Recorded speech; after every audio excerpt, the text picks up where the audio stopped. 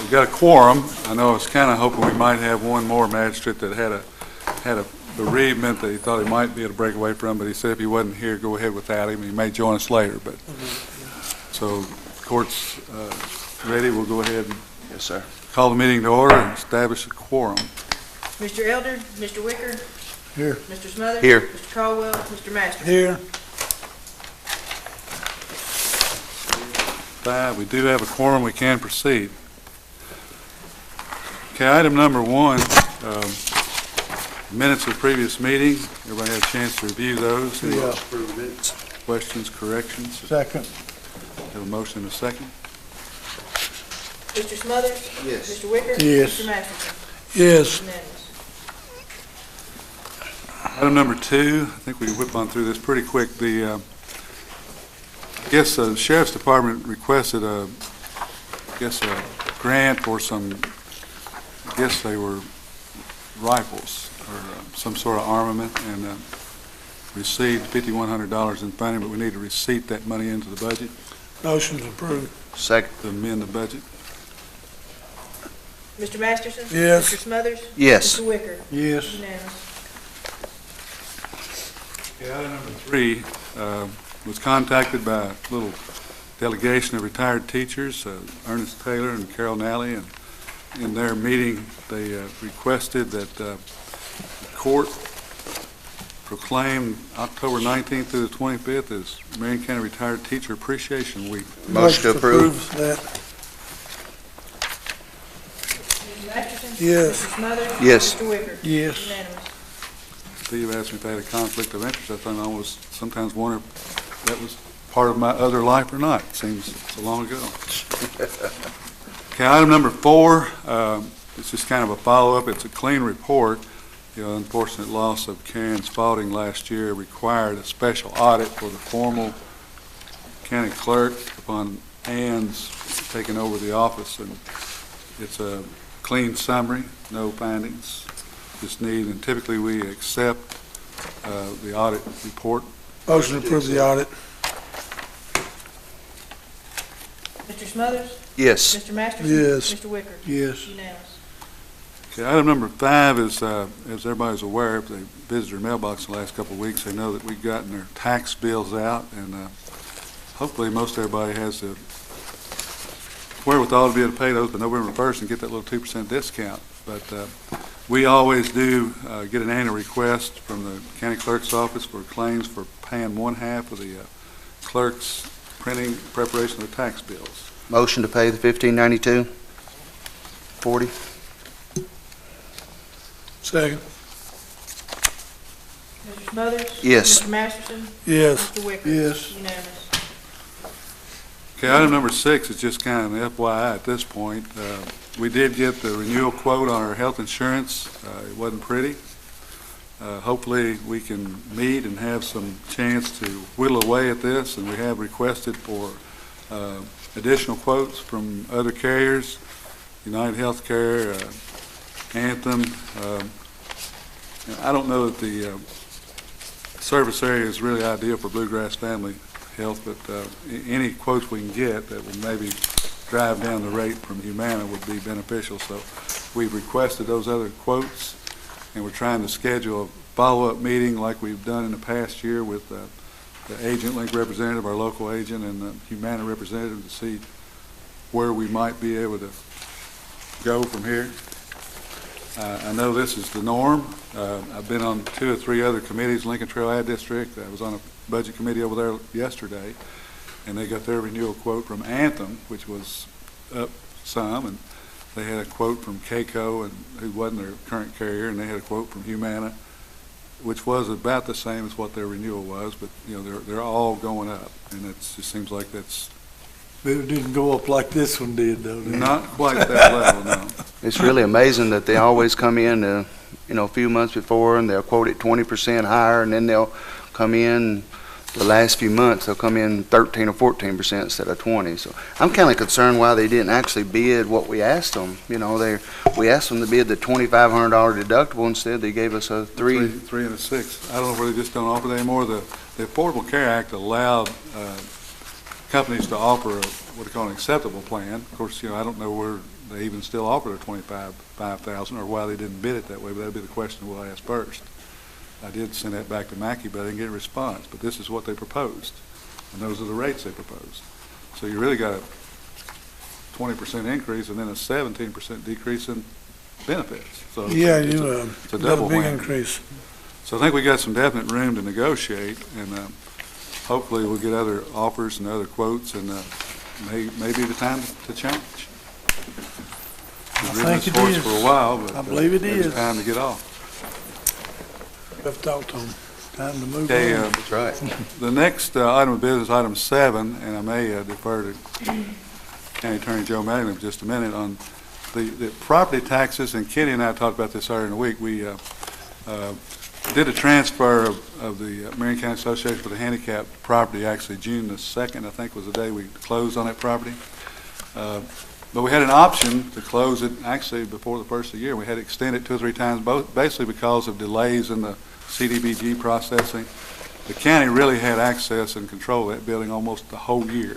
And they had some ongoing work down there. They were already tearing out some drywall and starting some reno work on it even before we got possession of it. And I guess from the standpoint of this tax bill here, I couldn't find the copy that I had of the deed, but it wasn't, to my knowledge, addressed in there where it would be prorated or whatever.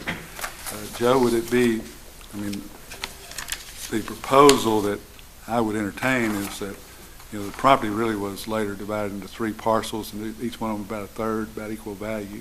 If the county is obligated to pay, or would be, I guess, the right thing to do, because we did in fact have possession of the property, and usually the language is it'd be prorated from date of the deed, but really it's prorated from date of use or possession. Would it be proper to pay this tax bill? If this is going to be a communicare thing, why is the county paying the property tax? Well, this really all happened almost before they took possession, and they still haven't moved into it. But will we pay property I tax guess the every lease year? that we signed going forward, that is spelled out.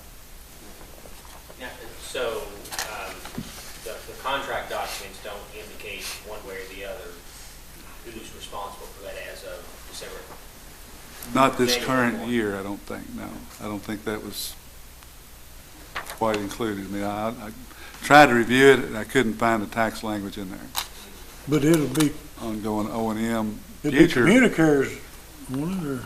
I would say next year, it ought to be in there somewhere. I mean, if you get a chance, we don't necessarily have to address this today, but probably by We don't want to pay by taxes. November on 1st, it. we probably We, need to do something to it. I think there'll be a tax provision in there about any kind of lease has a tax provision of some sort, doesn't it?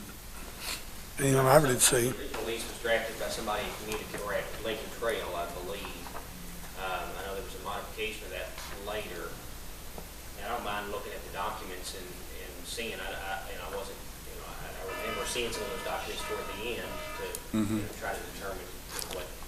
Well, we might be able to forward this on to Communicare then, because really they had use and began some remodel work and stuff even before we signed the lease, which was well after, you know, even if you prorated it 50% of the year.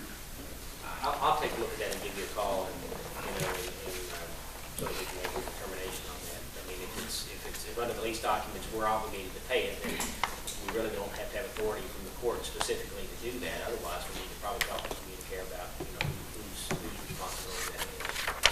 I'll take a look at that. Okay. So we'll wait and get an opinion on that. Yeah, let's hold up on that one. Okay, item number 8 is just a FYI. The Grouse Ridge Fire Department is real diligent and turns in their quarterly report as they said they would when they formed their advisory committee. That's a really good report. Nice detailed It report. really They're- is. They're real steady and real solid up there, and it's a very nice turnaround and a great asset to that community, so.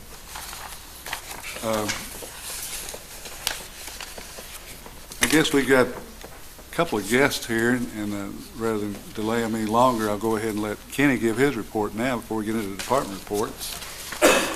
Yes, at the last meeting, I stated that we were kind of consortium, disappointed in the fact that the state would not even respond to the request that we made to them to match some money for the equipment, that much needed equipment at that area tech center. There still has not been any response. And then, except for the response that Senator Hagan kind of enforced. We had tried to set up a meeting with Commissioner Holliday, and to this date, that date has not been set. So I just wanted to inform you that there has been no change. We are going to continue with the classroom switch and the house, but other than that, everything else is still kind of on hold, waiting to see where we're going to go from here. And we're just looking for some respect from the state's part of it. How detrimental will that be if the state doesn't reply at all? Well, we don't want to stop. We don't want to stop upgrading the program for the students they have. And so it's not going to benefit us any to stop if we're not better preparing them for jobs in this community. So Exactly. we don't want to stop, but we have to have some cooperation from the state's level for it, because if we don't have their respect, we're not going to get the principal's respect, and we're not going to get the teacher's respect. So basically what amounts to, I agree. we're waiting on, it starts from the top and works its way down. So if we don't get one of us attention, how can we get the rest of us? Hopefully we'll hear something. Certainly appreciate your diligence That's and right. and continuing efforts, and, you know, somebody's got to beat that drum, and certainly appreciate you doing that. I'm sorry you had to do it so alone, but I hope you know we got the backing of the court here Oh, definitely. to pursue these projects and make these upgrades and prepare young people. I do come in here and make a presentation to you guys from me, but the consortium we got today, the consortium is fully in behind all of this. So I'm actually speaking on their behalf, so it's not just me. That was really good for the kids, what they did over the holidays. Yeah, well, now, that wasn't the ATC. What that was is, that's Project Lead the Way. That's a high school program. It's not an area tech center program. But that is what, the money that we give, that's what we wanted the money, if they decide not to go to college, where they walk right down here and get a job. And that's what Right. you're working on too. And what we're trying to do is, we're trying to provide, we want to step up the program. The consortium agrees that, hey, we want to step it up a little bit. And so we're wanting to provide them with the means to step it up. Some of it might be some instructor upgrade teaching, and some of it is definitely equipment. And that's where your money comes in, is stepping up the program to make it more beneficial to, you know, today's needs. We appreciate all your efforts. Thank you. Thank you. Thank you.